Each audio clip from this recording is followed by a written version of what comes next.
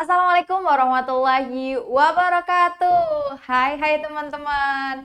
Teman-teman, kita lagi ada di program spesial nih, namanya Podcast We Talk. Saatnya kita berbicara.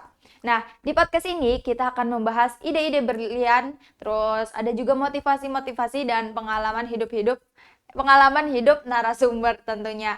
Nah, teman-teman, podcast ini dibuat untuk kita menyatukan ide. Kan kita dianugerahi oleh Allah dengan pikirannya.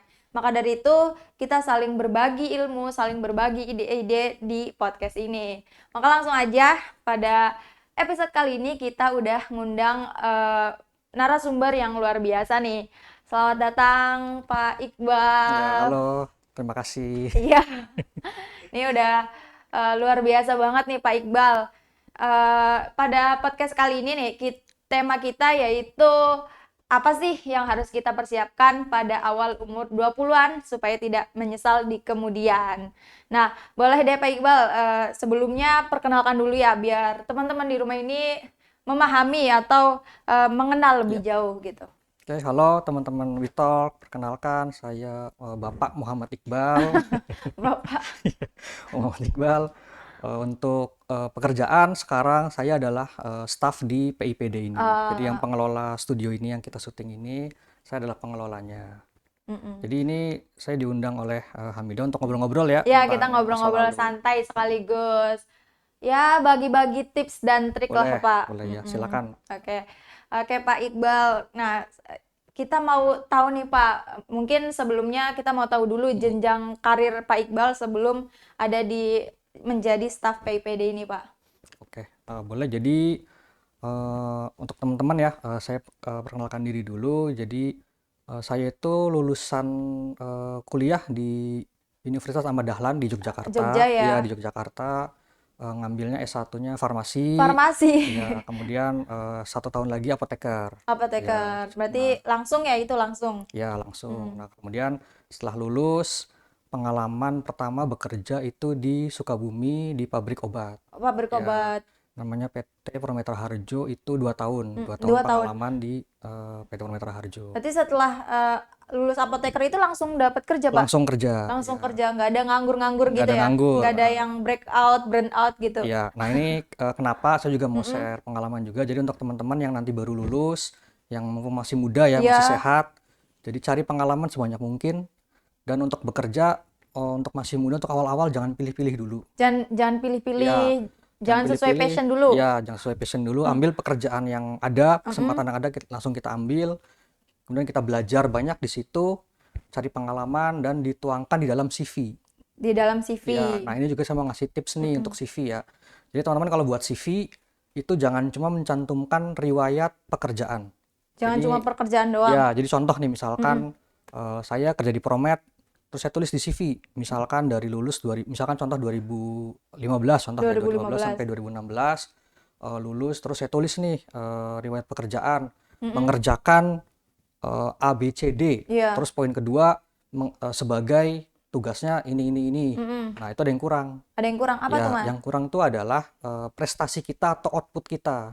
Jadi saya contohkan misalkan di CV riwayat pekerjaan dari tahun 2015 sampai 2016 misalkan sebagai supervisor di perusahaan farmasi A mengerjakan proyek ini dengan output menghasilkan ini. Oh, berarti pencapaian kita juga dituangkan Betul, dituangkan. gitu. Kenapa? Karena itulah nilai positif saat kita resign dan mau melamar ke tempat lain.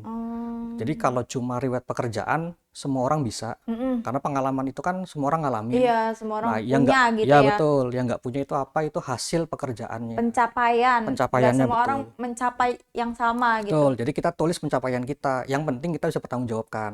Benar, sesuai gitu Jadi ya. kita nggak ngarang nih. Iya. Ya, karena suatu saat kalau kita melamar di tempat kerja baru, itu HRD baru itu akan nanyain nih, oh ini orang punya pengalaman di sini, hasilnya ini. Nah dia akan nanya, ceritain dong gimana cara kamu bisa dapat hasil Iya, ini. diverifikasi Betul, ya. nah itu akan lebih menarik bagi HRD Iya, di tempat lebih baru. meyakinkan. Oh iya, berarti dia kandidat yang cocok gitu Ya ya. betul, jadi untuk teman-teman jangan lupa untuk mengingat atau menuliskan prestasi kerja ataupun output yang dihasilkan, termasuk di sebagai mahasiswa juga. Gimana tuh Mas Misalkan cara Hamidah kita nih, gitu? Iya. ada nggak riwayat-riwayat prestasi di sini? Oh, banyak.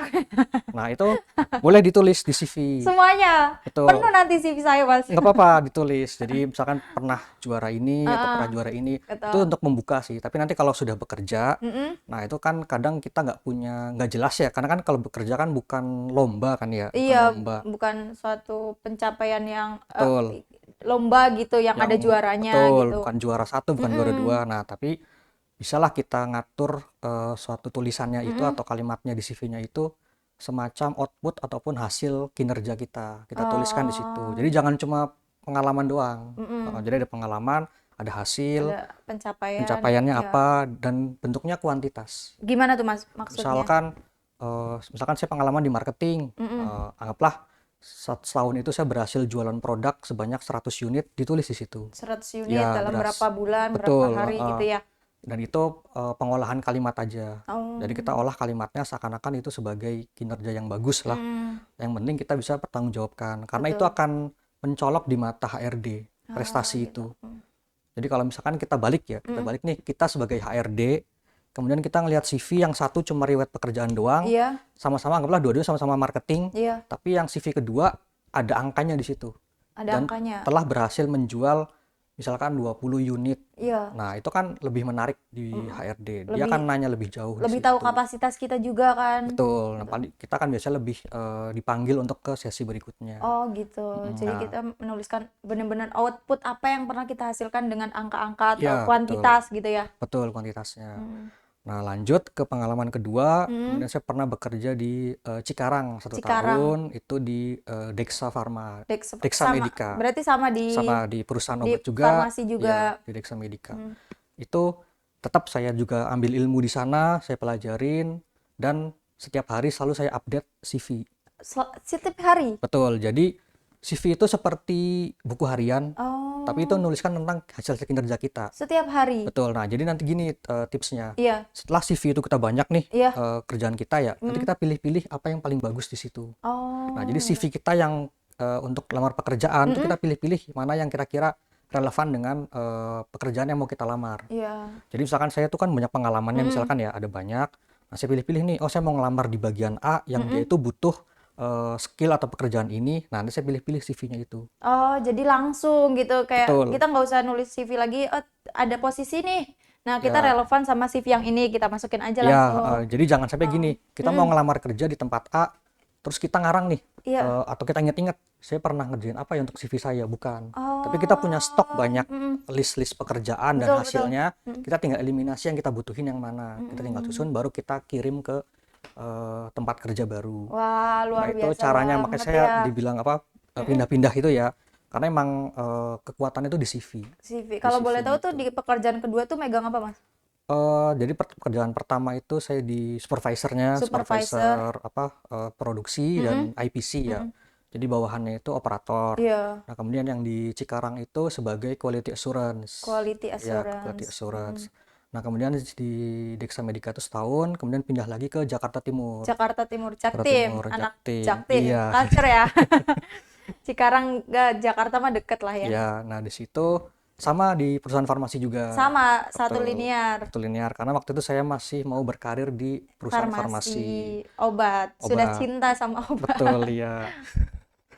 Nah, di situ juga sama, paling lama sih di Jakarta Timur itu Jaktim. 7 tahun. 7 tahun, betah 7 banget. tahun. Dia betah banget karena jadi anak Jaktim kan. Iya. Iya. Anak culture ya. Karena culture-nya kuat banget itu, melekat banget itu. Zona nyaman berarti Zona di nyaman, Jaktim ya. iya. Itu gimana Mas pengalaman? Itu sama, saya waktu itu di PT Tunggal Idaman Abdi. Wah, Itu sampai jualan, hafal ya?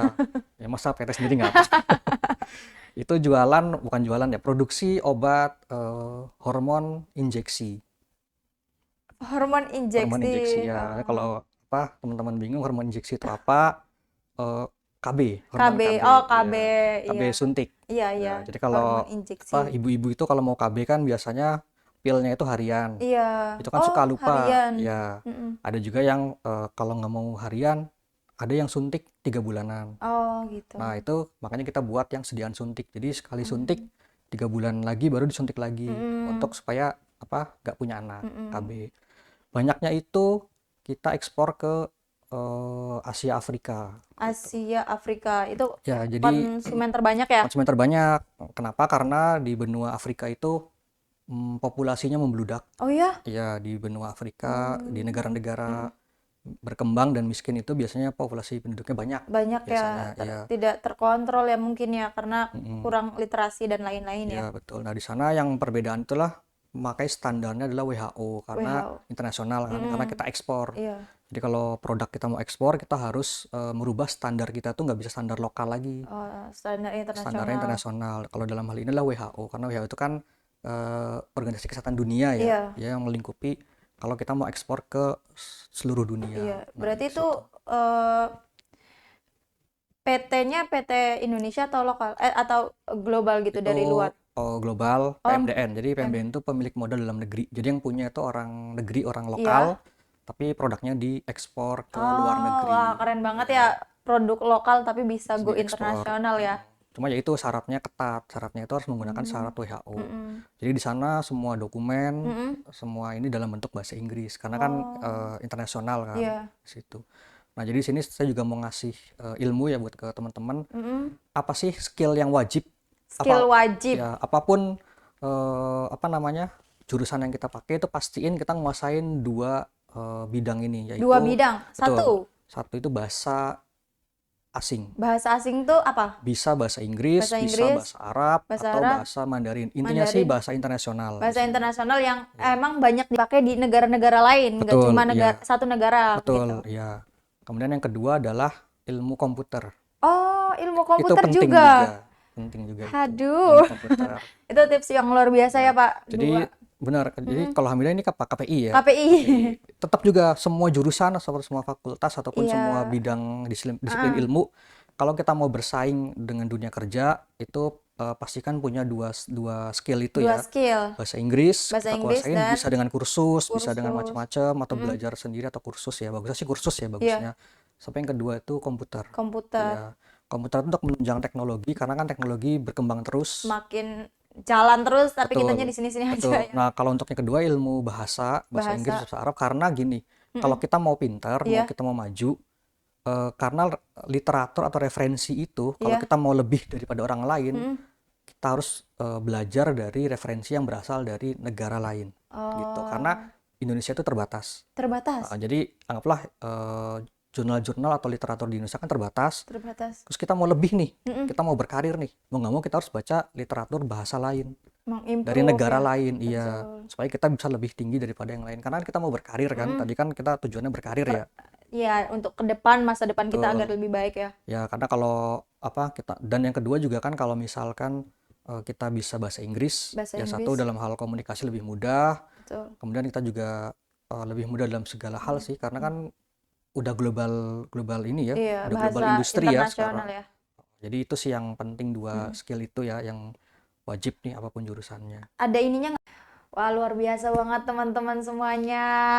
Tips luar biasa dari tadi aku ngomongnya bisa Mas, bisa apa ya? Bebas ya. Iya, bebas. Yang penting jangan Mbak. Iya, jangan Mbak. Itu kalau malam. Kalau Mbak malam. Ini jobnya banyak banget nih. Itu yang pertama ada skill apa yang kita harus punya, yaitu komputer, bahasa, kesabaran, mau mencoba, terus survive dan lain-lain. Luar biasa banget. Makasih banyak Pak Iqbal telah hadir di sini dan meluangkan waktunya. Dan makasih juga buat teman-teman yang sudah menonton podcast ini dan sudah mendengarkan. Kita bakal sering-sering melakukan podcast seperti ini. Kita hasilkan ide-ide baru untuk disebarluaskan agar bermanfaat ya. Oke teman-teman, sampai di sini podcast pada episode 1 ini. Sampai jumpa di episode selanjutnya. Dadah!